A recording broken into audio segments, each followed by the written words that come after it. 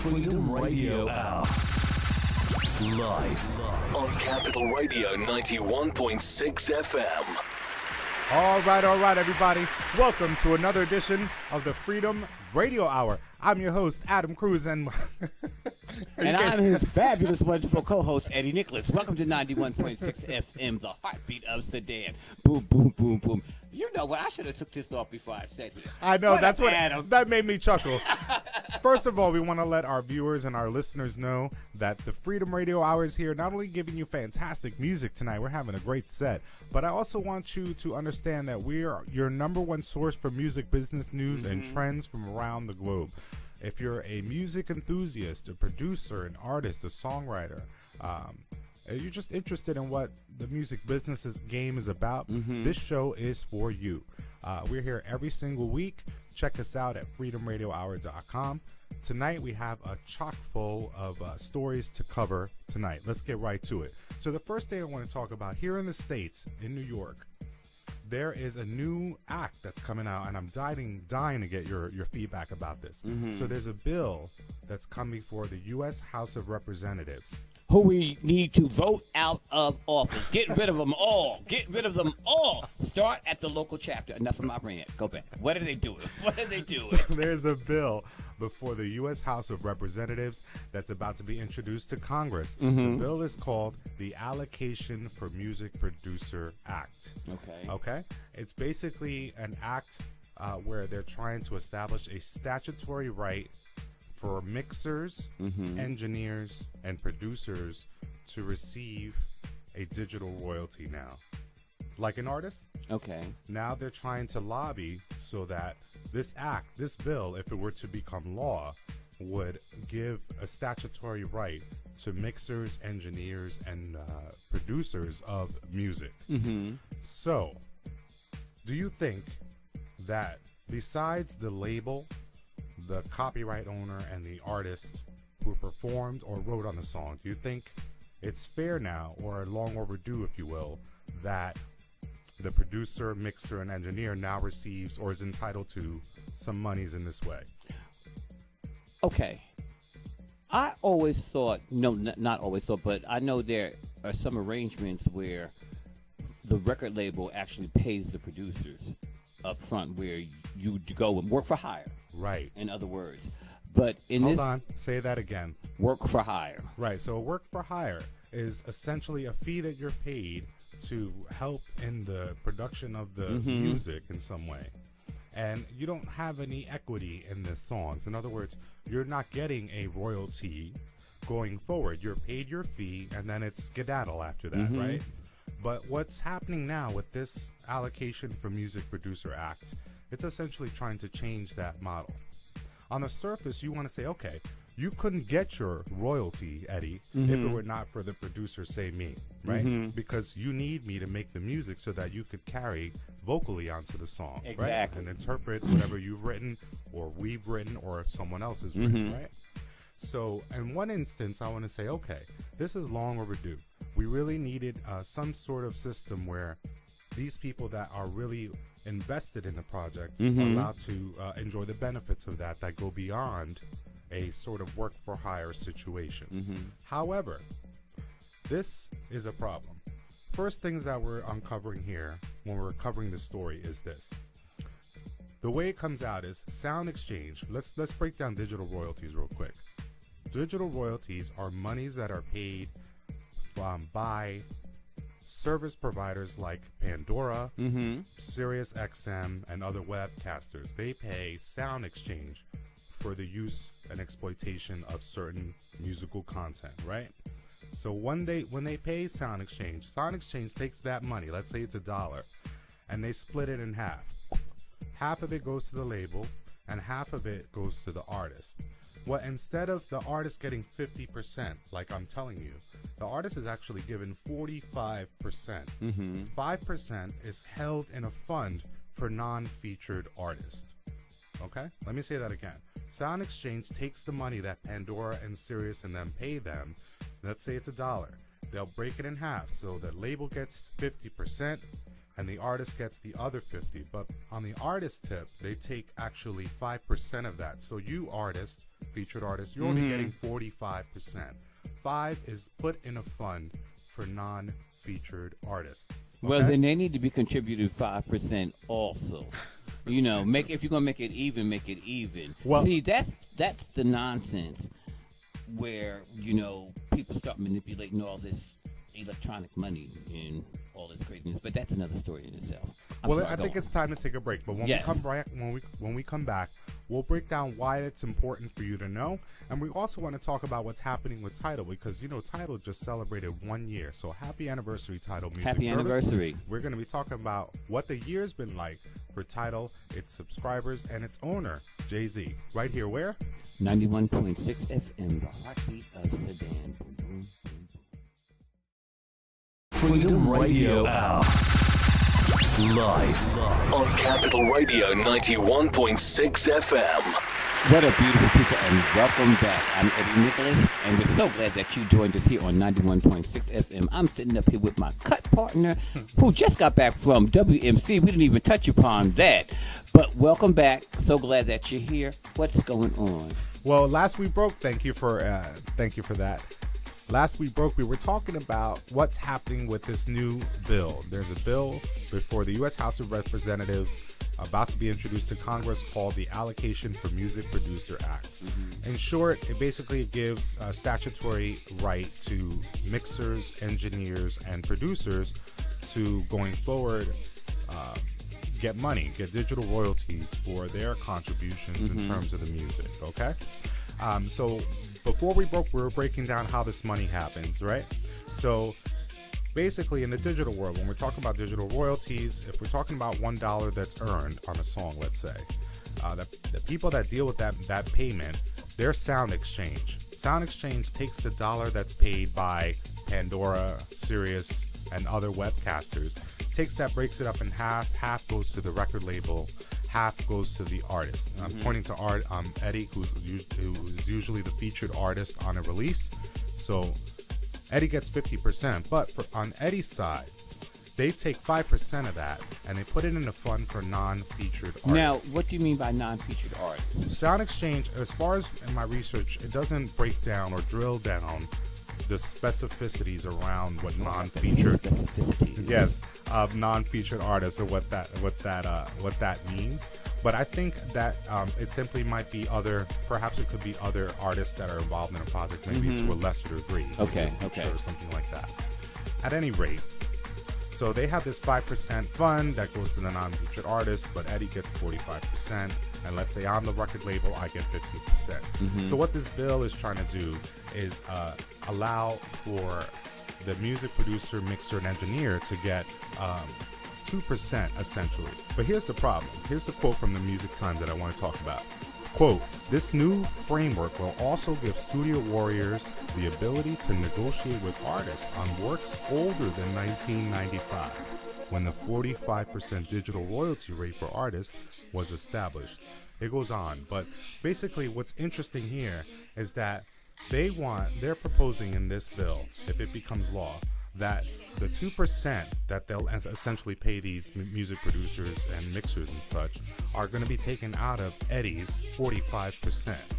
It's not taken out of the 5% fund for non-featured artists. It's not taken out of the 50% that goes to the record label. It's taken out of Eddie's 45%, which as now the brings it down featured. to 43. Right. Scandal. So why is this a big problem? So on the one hand, you want to go, it's about time that the people that are vested in the creation of the music, such as the music producer, the mixer, the engineer, can enjoy perhaps some equity now, that we could expand beyond the work for hire model, right? Because they're not like a makeup artist, for example. They're not like a graphic designer that helps in the production process of a song. They're very integral. So they arguably could be entitled to something. But why is it two things? Why is it coming out of Eddie's as the featured artist, his 45%? And why is it not coming out of the fund for non-featured artists? Well, not only that, that whole bill needs to be looked back and renegotiated for the mere fact that that other entity getting that 50% needs to give up 5% that goes into that pot. And with That's that, the record label. the record label, and then that 10% for that non-friend The fund. 5%. Then you're getting 5% from the artist, and you're getting 5% from the record label, and you now have 10% in that pot. So okay, let's break this down. So you're essentially arguing that there should be a share of the balance in terms of the Yes. accountability. So it should be a little bit from the artist perspective, a little bit from the label perspective. Yes. But yes, I could go with that, except for one problem. What is the purpose of that 5% fund for non-featured artists if it's not for these people?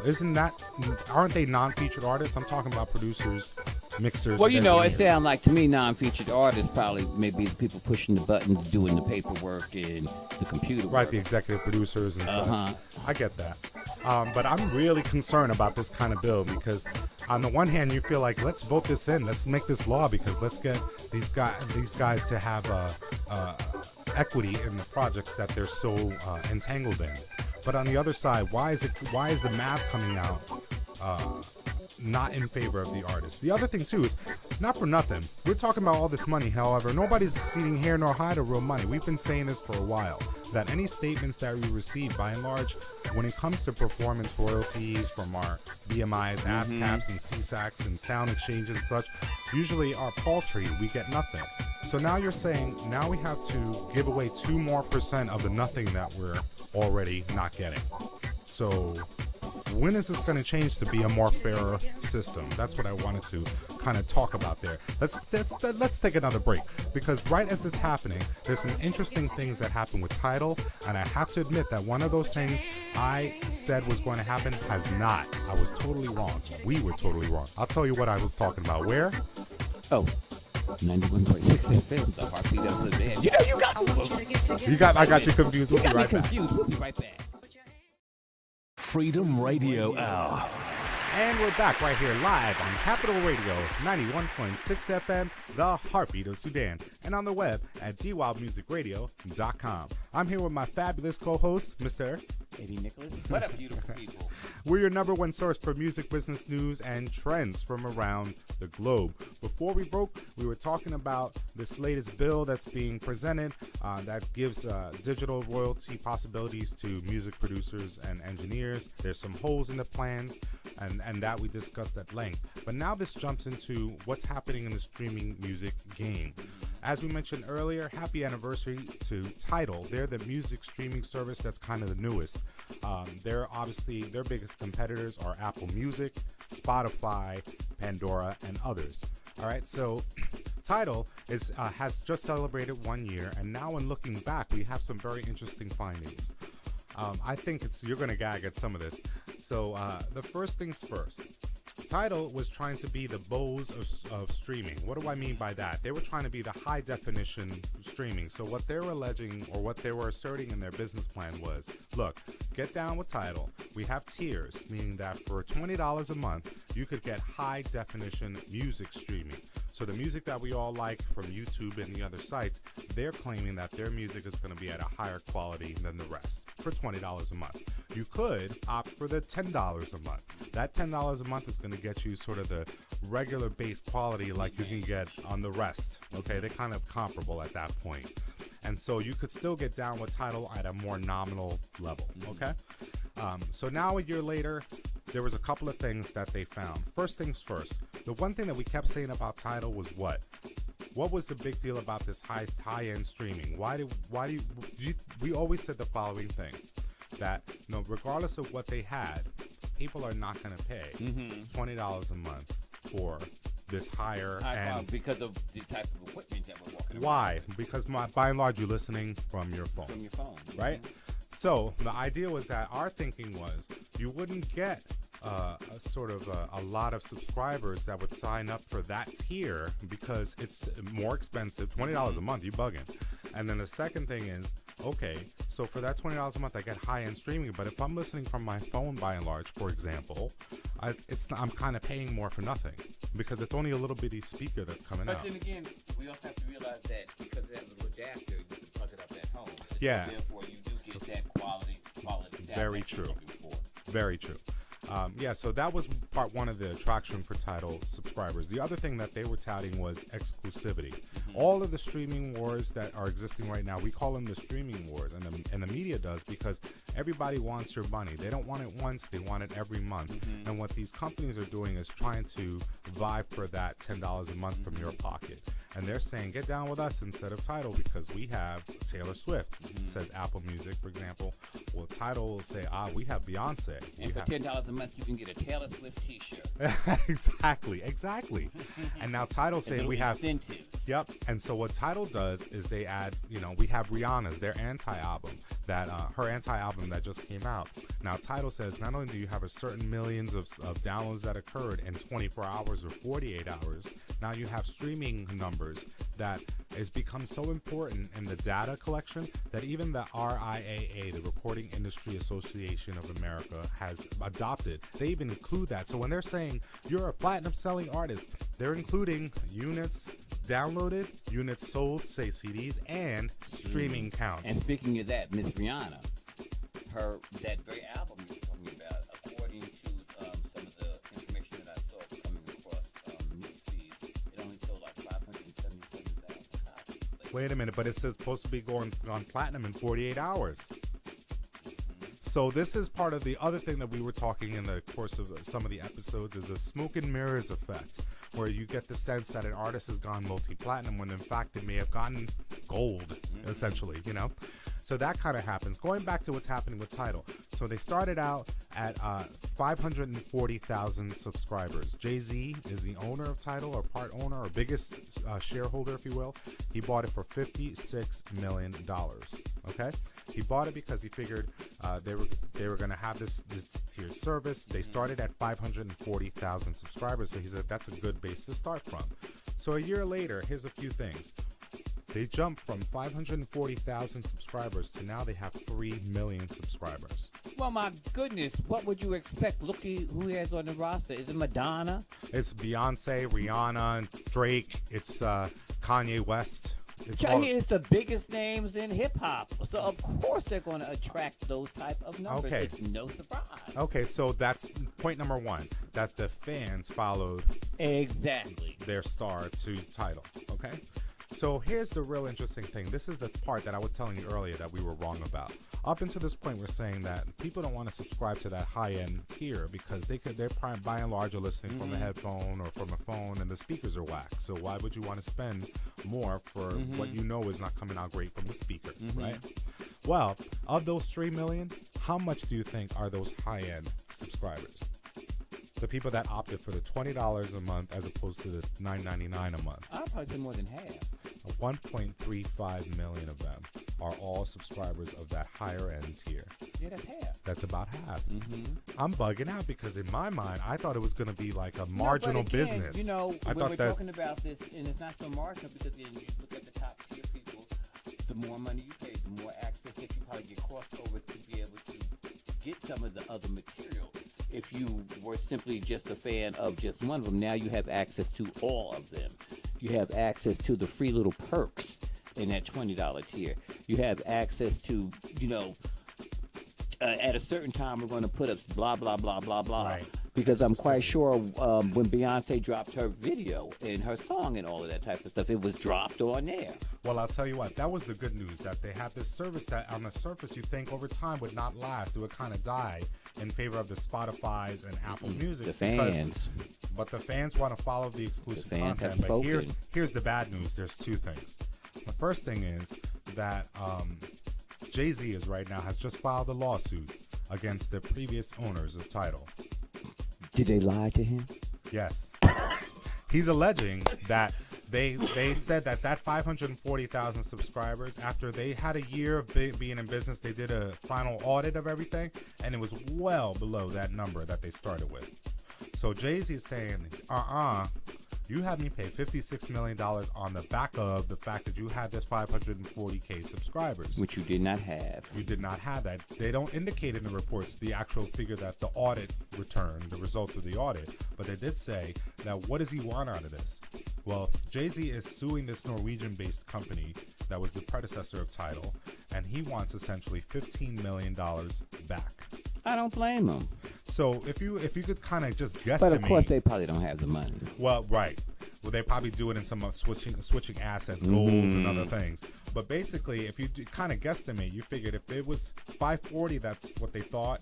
If he's asking for 15 million back, maybe it was more like 350 subscribers. Maybe it's more like 300 subscribers. In which case, you're like, oh no, I can't build a business like I thought I was going to build because I don't have the numbers that you told me I had, right? So that's kind of the interesting thing that's happening too. But the other thing, there were two. Remember I said there were two items. The second item is this. They had to kind of jump ship on the exclusivity model. The very thing that attracts the fans. Now they're letting that go. Now, you know what they're doing? Well, we talked about eons ago. Windowing. Now they figured we're going to let it live on TIDAL. The Kanye West album, for example, it's called The Life of Pablo. It's been on TIDAL service for a while, and Kanye's had his sales from that, right? And now they're planning to release it on Apple Music and Spotify and iTunes and all the other. And what they're doing is windowing. You put it one place for a set of time. After that set of time, you then release it again on the other websites. Where you hit all the other people that are not part of TIDAL. Yeah, but then I'm like, wait a minute. Jay-Z's asking for 15 million back because the subscriber base was wrong from when he started, right? They lied. Don't you think we're entitled, if we're TIDAL subscribers, to get some of that $20 back a month if the exclusivity model that you sold me on is not really there anymore? I would be asking. Well, that's all the time we have for today. Thank you so much for tuning in right here at the Freedom Radio Hour. Definitely check out freedomradiohour.com for our latest and what we're talking about. We want to hear what you have to say, so definitely leave a comment under all the posts and all the articles that we post. Also, check out EddieNicholas.com. One Time is his latest single, and we have a brand new Do You Want to Dance LP coming up later in the year. Very excited. Also, I have to mention his sister, Shonda D. Nicholas. We have a brand new single courtesy of Mixtape Sessions. The record is called Get My Life. Get my life. Get My Life. Yes. Yeah, so shout out to Shonda D. Nicholas. Check out mixtapesessions.com for the exclusive release, Get My Life. All right, y'all. Have a great weekend and a great week ahead. See you next time. Baby, take care. 91.6 FM, the Heartbeat of Sudan. Boom, boom, boom, boom, boom.